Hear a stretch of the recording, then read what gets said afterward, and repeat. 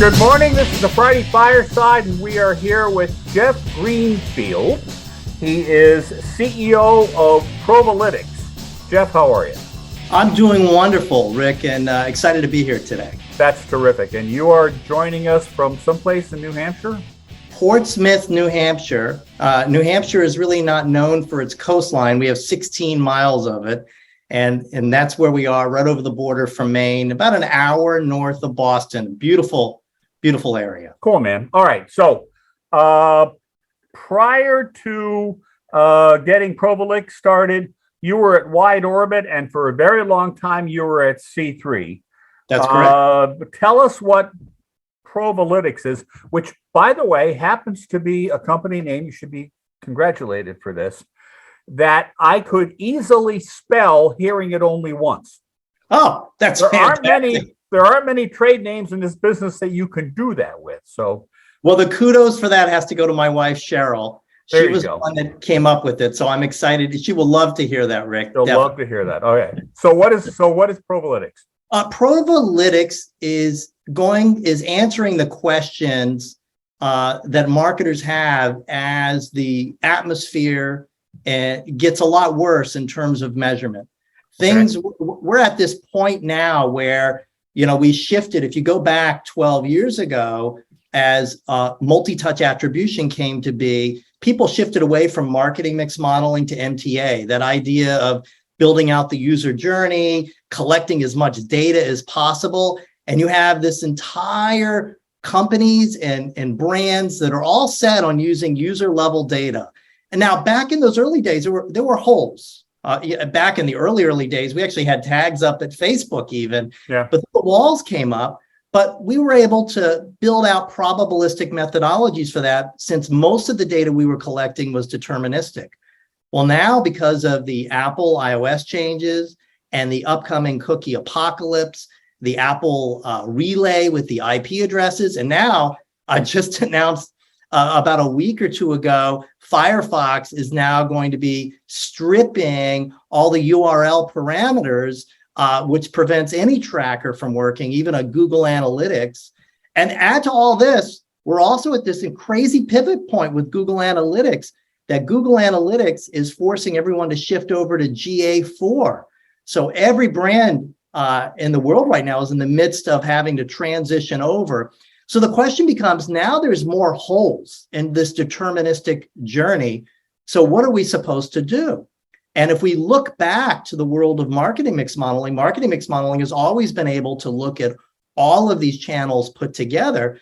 But the problem with marketing mix modeling is it just provides you this point in time measurement, unlike attribution, which is always on. And it did it, but it did it without having to deal with privacy concerns. And so the future of measurement is essentially the Venn diagram, if you will, of marketing mix modeling and multi-touch attribution, taking the best of both worlds and putting them together. So what we're talking about is aggregated data collected, being able to look at multiple KPIs across your total media portfolio with the sole purpose of not telling you how you did in the past, but telling you this is the best place to spend your next marketing dollar today. Yeah.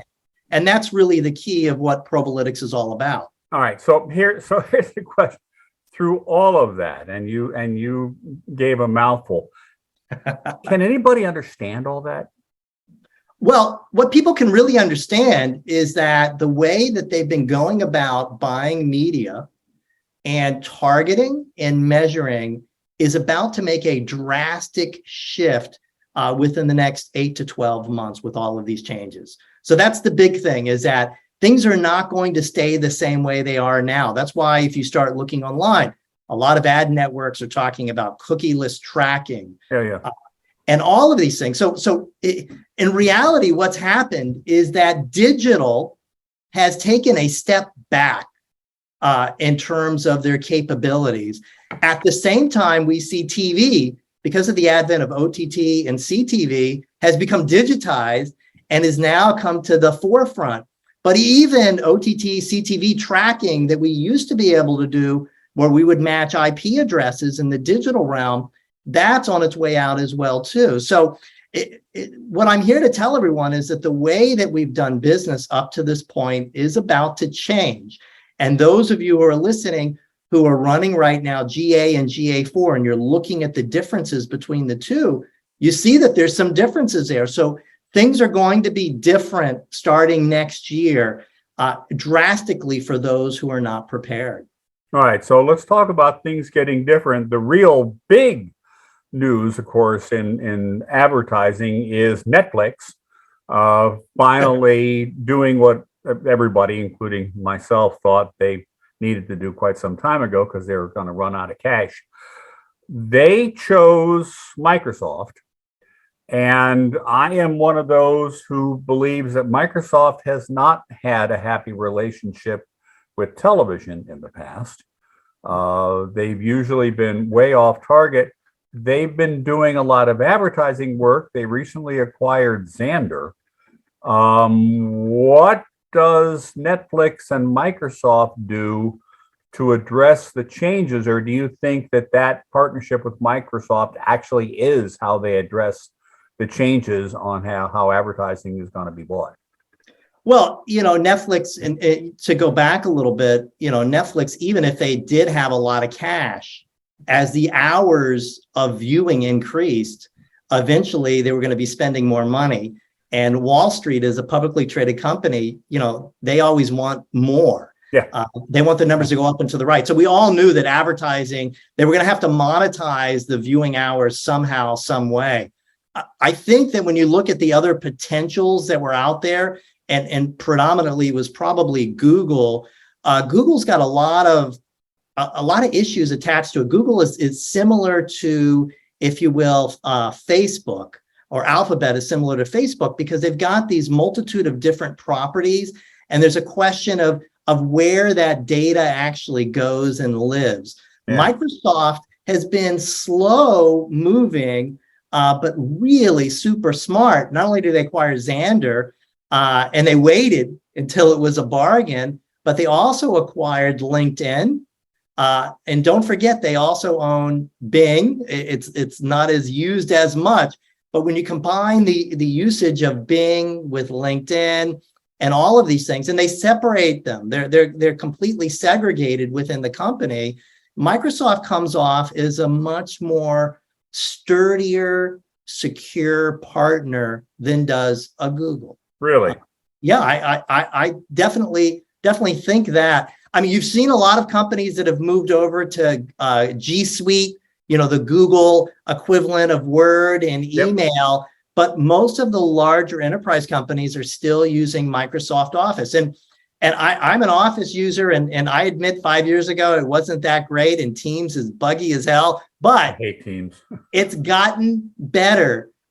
Just the ability and the way it combines into Azure. So I see Microsoft as a much sturdier, smarter choice, and it'll allow them to move forward and not have any concerns about privacy or where their data is going to go, because Microsoft, they don't have a product for that, at least not yet. Right. Yeah. And that was the thing when we were talking before we got started. There was a rumble I saw this morning that Alphabet might actually spin off the Google ad business. And I had thought when Netflix was shopping and they were talking to Alphabet and they were talking to NBC, even talking to Roku, and then Microsoft, I felt that if Netflix went with Google, the Google machine would get into all that delicious Netflix subscriber data, and that it wouldn't end well for Netflix. No, maybe Netflix saw the same thing, which is why they went to Microsoft. If Alphabet spins off the Google ad business and the machine isn't there lurking, literally lurking in the background, does the Google ad business, is that good for the Google ad business? Is that good for all of us? I think it's good for the Google ad business. I especially think it's really good for Alphabet. And I said this earlier, that Alphabet is similar to Facebook. They have these multitude of properties where they're sharing data across them. And that's only going to lead to problems in this privacy-centric world. All these changes that are going on, especially with the browsers and with all these properties, it's going to lead to problems when they separate out their different pieces of the business and there's no data sharing except through like a clean room environment, which is acceptable these days. Then they're much safer, and I think everyone else is better off because you can be assured that the data is not going elsewhere. That's really what it comes down to. Yeah. I made some notes. You have been quoted in the Hollywood Reporter, the LA Times, Bloomberg TV, Brand Week, and a bunch of others. And now, of course, the Friday Fireside. So I'm honored to have you here. With all of that that's going on, can you give our audience, and our audience is brands, distributors, folks with the ad inventory on the sell side, a lot of folks on the buy side, and a ton of ad tech and a smattering of investors. Talk to us about the remainder of 2022 and 2023. What should people be focused on right now? I think people should be focused on spending at the top of the funnel. Really? 1,000%. In fact, I'll recommend to everyone right here who's listening, this is probably the best book on marketing that's available today. Lemon, How the Advertising Brain Turned Sour by Orlando Wood. And it's a phenomenal book because it's only 5 chapters, and you can read. What I recommend to people is they read 1 chapter a night and then discuss it with someone who's not in the business at all. But from our side of the business, the best part is right at the beginning of the book. There's 2 graphs, and there's one graph that's going down and one graph that's going up. Okay. The graph that's going up started going up in 2006, and that's the rise of what they call short-termism, bottom of the funnel buying, which is essentially what most, if not all, of digital is. Yeah. And get as close to the transaction as you can, basically, and influence it. That's exactly right. So that's the graph that's going up. The graph that's going down is ad effectiveness. And that's because if your funnel is shorter, you have fewer people in it, and that means that your ads have to work twice as hard, and you're affecting much fewer people. Your reach is lower. And so my recommendation is, based upon all the research I've seen, is that brands that start to think in terms of emotion, which is not, you don't see that today in ads on TV or in digital. It's all fast moving stuff, all to satisfy the TikTok era. And the key here is that if you're a brand, you want to do something that's different. Think like what Apple did with their ad. You want to do something that's completely different. And so if you focus in on emotion and on brand building, your return is going to be at least 1.5 to 2 times greater than any bottom of the funnel buying that you're going to do. That would be my recommendation as we turn the corner on this year here. Sounds like you're a fan of storytelling on television. Oh, absolutely. Listen, I'm a sucker for any Fantasy Island or Love Boat. But I mean storytelling in the advertising. Of course, yeah. Television, we all love storytelling. That's what we know how to do as an industry, right? But we've gotten away from it. Yeah, we have. We got sucked in by the excitement of data and these user journeys. We believed that there's more information and all of that detail, the concept that data is the new oil. And I'm here to tell you, to borrow from the movie world, it's time to pan back. Yeah. You have to take a bigger perspective. And that's what Provalytics is all about, is looking at things from not the top down, but the middle out. Because when we're focused in so deep, we can't see the forest for the trees. And that's what has happened with brands and with brand building over the last decade. Well, I just want to know your opinion. I'm not even sure the concept of funnel works anymore. Fact of the matter is, when it comes to advertising and media, I lift my head above the top of the foxhole, and it's like I'm getting attacked by every yellow jacket in 3 continents. Bang, bang, bang, bang, bang, bang, bang, bang, right? How can the funnel leading down to some kind, how can that even exist anymore? Well, it's still, the funnel, they say, is more of like a circle these days, Right. because of the social media and the feedback loop. I still like looking at it as a funnel because it's easy for me to explain to clients, which is you have to spend at the top to kind of open it up and get new people in. And then, percentages are going to actually drip through. But you are right about one thing, which is that there is a massive number of ads that we're exposed to, especially in the digital realm these days.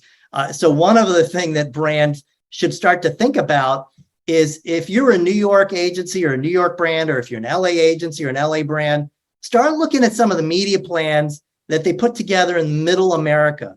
Those plans are very well-rounded. They've got crazy things in them like direct mail, out of home, things that, most plans that I see don't have. It's absolutely incredible. And that's because people plan for themselves. Oh, I don't have cable, so we're not going to buy TV. Oh, I don't look at my mail. I don't even get mail. And the reality is direct mail kills, out of home kills. And you just need the idea that you're going to hit everyone over the head during that digital journey is just crazy. You actually want to hit people at different places. Hell, how about when they're at the gas pump? Imagine with these videos that they've got at the gas pump, people are really upset because of the gas prices. If a brand were to come out with a cute little 15-second vignette, that'd be a great way to get attention. I was having a conversation with my client at Centerply when we did a fireside with him. We talked about four-walling. Remember four-walling on movie premieres? Yep. On a Wednesday or Thursday night, you couldn't go anywhere and you wouldn't see the ad for The Godfather. Okay, period. That was it. Or anything. Right. I think that, right now, you'll almost see four-walling in politics, except that it's about, 156 walling. I think that is still a communication strategy. Anywhere you turn, there's your message. I think that still works. It can be hard to execute. If you try to keep it on for way too long, it can be really expensive. But you want to get a message home and have the consumer go, "Oh, wow, I see that." That's kind of the way to go, isn't it? It totally is. In fact, if you remember in the digital realm, the days of the homepage takeovers on Yahoo, we don't see those as much at all. But I think if as Netflix moves forward with Microsoft and gets their ad product up, since essentially local theaters are not really in existence much these days, it'll be interesting to see if that four-walling comes back, because one of the premier positions for anyone was in the pre-roll before the film, as people are sitting there waiting for it. And that's going to become incredibly valuable as Netflix moves forward. Well, speaking of that, by the way, and we're about done, but I just want to give kudos to the folks at Peacock, and I've got friends up there. As a Peacock subscriber, I did get an offer for a free Fandango Comcast family movie coupon, actually a voucher for $15. So my wife and I are going to go see Thor, which probably isn't the best movie, but it's big and it's flashy, and essentially that got us 2 IMAX tickets to go see Thor tonight. So kudos to Peacock on tying some of the pieces together of their product mix. It's super smart. More brands need to do efforts just like that. Yeah, and Disney does a bit. They could do an awful lot more, but they do a bit. Well, listen, we're out of time. Jeff Greenfield, thank you for your time. I appreciate it. Well, thank you so much, Rick. I'm honored to finally make my first Friday Fireside. There you go, bud. And I'll say to all my friends, as I do when we sign off, just be nice to each other. Absolutely.